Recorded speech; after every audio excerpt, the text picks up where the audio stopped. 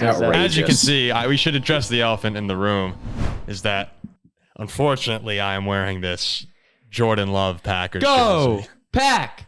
Go! I put it on and looked in the mirror today, and I just, I went, oh God, this is So now horrible. we are all out of the Packers closet, officially? No, dude, this doesn't feel good. It might go with the eyes a little bit, but this doesn't feel good. I'm not happy about it. And let me say this. This was a pain in the ass to get this jersey, too. So for all the Packers fans who are happy about this right now, be even more satisfied in that I'm driving around yesterday trying to find a Packer jersey to wear. I made this bet that I'd wear Packer gear. Let's go all the way and wear Jordan Love, because he's the guy that's really been centered around on this journey.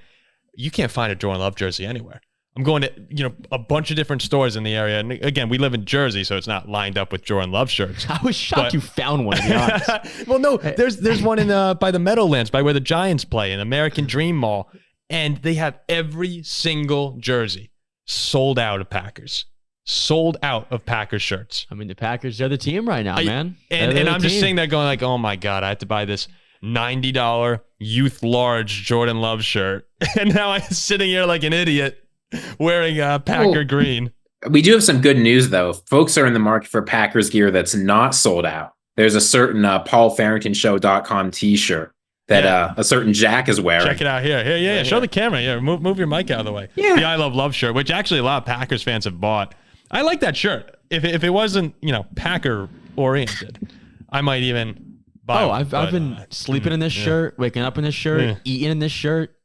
And I've had this shirt for the last 72 hours. God, Packers fans are driving us crazy. But we do appreciate all the Packers fans who have been listening. It is a lot of fun going back and forth with you as you you embark on yet another fairy tale season. You know what I think? I think if the Packers beat San Francisco on a Saturday night on the road, we should all come in to studio on the reaction show or whatever, the next show, with our faces painted yellow and green. Yeah, there'll be another bet. There'll be another bet. Let me think about what it'll be for this weekend.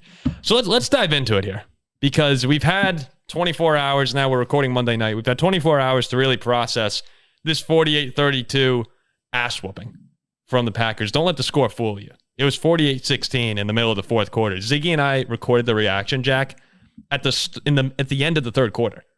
Like we never do that, because you never know what's going to happen. We saw I think it was the touchdown to, what was it? Who caught the Kraft? I think Kraft. Yeah, it was that ridiculous back foot fade through the defenders. No, I could tell this game was over on the first drive. Yeah, Green Bay looked awesome from the start here, and it was just a total beatdown. Packers fans are so funny to me, because now that the game's over, they're all like, "Oh, this is unbelievable," but we'll lose to San Francisco probably, but it's been a great year. I'm like, you guys did you know Detroit almost burned down its city from winning a wild card game? And you guys just beat the number 2 seed in their building by, you're winning by 30 points, and it's just so casual. It is and just your quarterback, you want to know why? It's because they're used to winning. They're used to winning. Maybe that's why they're winning. Feeling, Paul. They're winners. We're used to losing. Your quarterback had the highest passer rating in playoff history? Jack. Right? Jack.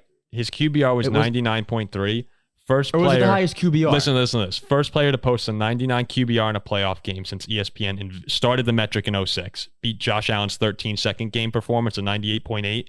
Plus 1.05 EPA per drop back. 6th most in the next-gen stats era for any game since 2016. And his 157.2 passer rating is the highest in a road playoff game in the Super Bowl era. I mean, hell, this guy's the best quarterback left in the playoffs right now, for crying out loud. I'm not so sure they lose to San Francisco. I mean, this offense is clicking on all cylinders. These receivers are great. Aaron Jones is a monster. They held the Cowboys' offense in check. This was total domination. I mean, I said 30 points. I said it during our preview show. I was surprised to see the Packers getting very little respect, because there were lots of ways they matched up well against the Cowboys. Yep. Paul, what were our 3 keys for the Packers to win this game? The number 1 key that we had was, the first key that we had was slowing down Micah Parsons, which Jordan Love hit the ground how many times? 0. Not sacked once in this game. I mean, he took some pressure, but not sacked. He handled it just fine. Actually, 0 sacks. He dominated Aaron pressure. Jones. I think he was 4 for 4 under pressure for like 118 yards and a touchdown. Aaron Jones was our second key. 118 yards on the ground, 3 touchdowns. You know, you said it, Ziggy. He was doing the same thing that he did a couple of years ago in Dallas, counting his touchdowns, mocking the Dallas crowd in the end zone. And the last one, we said, get after Dak Prescott, make him uncomfortable. Now, Dak was just off to begin with. It was just bizarre. I don't know what's going on with him in playoff games sometimes, but Dak was off to begin with. But the Green Bay front, they got to him again. 4 sacks in this game for them. You know, they've come alive over the past 3 weeks. It's just it's like a renaissance happening in Green Bay right now, where everybody at the same time is playing their best football, and it's spearheaded by number 10, their quarterback, you know, arguably playing, like you said, the best quarterback in the league right now into some ways. It was unbelievable. There were moments of this game, we said in the reaction show, when they had the pick 6 to go up 27-0, I believe, that's when I looked over at people in the room and I went, holy crap, like they can win the Super Bowl. Yeah, if you beat Dallas by 20 on the road, of course you can. I mean, we reached a point in this game where Jordan Love would drop back to pass, and the second he released the ball, I'm like, I'd bet $1 million this ball is caught. One of these young studs is running wide open for a completion, and that happened to be the case. I mean, that was one of the most stunning things to see this game was the Dallas defense. It's generally been pretty good. I get that they've had a couple bad games against elite quarterbacks, and apparently Jordan Love is one of those, but they've been very good. I can't remember the last time in an NFL game I saw that many receivers running that wide open at the NFL level. It just doesn't happen. And LaFleur had the perfect game plan. Go watch the play on Kraft's touchdown and just look at how wide open he is. There's no one within 15 yards. Jordan Love, he's got some weapons, man. This team is full of weapons. And you know what's funny here is, as we're talking about the Green Bay win, it's not an overreaction to be as enthusiastic about this as we are. Now, listen, there's a difference between enthusiasm being a positive thing and just being like, we're flat out shell-shocked at the performance. I think everybody was, even the announcers. You listen to Kevin Burkhardt, he's like, what the hell is happening here?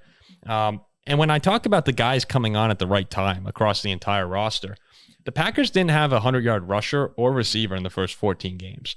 Aaron Jones has gone over 100 yards in 4 straight games.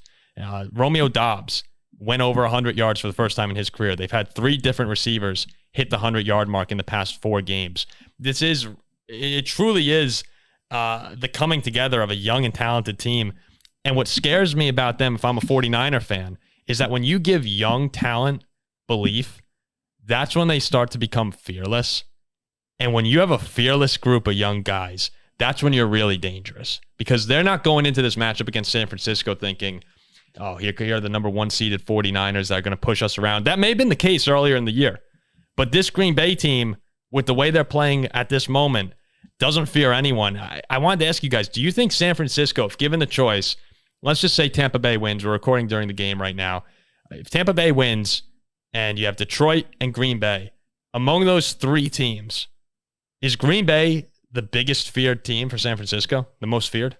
Yeah, I'd say so. I mean, you're looking at a quarterback who's had 1 turnover in the last 9 games. A team who just beat Dallas on the road. It wasn't even close from the start. I mean, Detroit and Dallas played a back-and-forth game. Dallas won the game. Green Bay is a team who mauled Detroit in their home stadium and now just mauled Dallas. I think Love right now is the best quarterback in football. Aaron Jones is running all over the place, which opens things up. They're very three-dimensional on that offensive side of the ball. I want to see Green Bay. I would take Detroit or even over Philly too. Let's say Philly wins. Yeah, I'd take Detroit, Tampa, or Philly over Green Bay. I mean, the Niners take the crap out of Philly and Philadelphia. This Philly team stinks. Ziggy, you agree with that? Here are the quarterback. The 49ers defense is very good. They've got the excellent numbers. Here are the quarterbacks they've faced since week 10. Trevor Lawrence, Baker Mayfield, 2 runs at Geno Smith, Jalen Hurts, Kyler Murray, Lamar, Sam Howell, and Carson Wentz. Jordan Love is at least the 2nd best quarterback on that list. And the 49ers, we saw what they were able to do against Lamar Jackson. Nothing. So however good the defense has been, the rules of the game are different when you are facing an elite quarterback. And of any team in the NFC, I think even including the 49ers, Jordan Love is probably the best quarterback left, right? So yeah, you've got to be the most scared of them. The other side of the ball is, and I can't stress enough the Packer run game. As you just said, the last 4 or 5 weeks, Jones has gone over the century mark. He's been a monster. He's been awesome. And I think having him run like that obviously opens the door for Jordan Love, these receivers in the passing game. This run game needs to stay solid to have a chance to beat San Francisco. But probably the strongest, best team in football up front on the defensive end of the ball is San Francisco. Mm-hmm. And I think if Aaron Jones is bottled up, it becomes tougher for Jordan Love and these young guys. You're gonna have to have a similar you're gonna have to have a similar opening to the game, I believe, against San Francisco. We talked about it for the Steelers. We said you need to come out and hit Buffalo in the mouth, and they didn't. They had to play catch up the whole game. They lose. Mm-hmm. Green Bay, I don't like accepting the toss when you win, but they took the ball, shoved it down their throat, and had their foot on the gas for the entire game. That's the approach you need to have against San Francisco. The defense needs to show up the same way. I mean, you just beat Dallas, but this is the real test here in the NFC. This is the cream of the crop.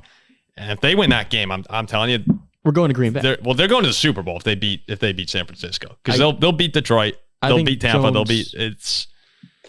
Jones needs to go. Jones needs to go over 100 again and get in the end zone. Mm-hmm. Under 100, they lose the game to San Francisco. Well, and we'll have, we're going to talk 3 keys to the 49ers game. We'll have more in-depth preview, but right now it's, another great brand rivalry, brand matchup here. 49ers Packers right after Packers Cowboys.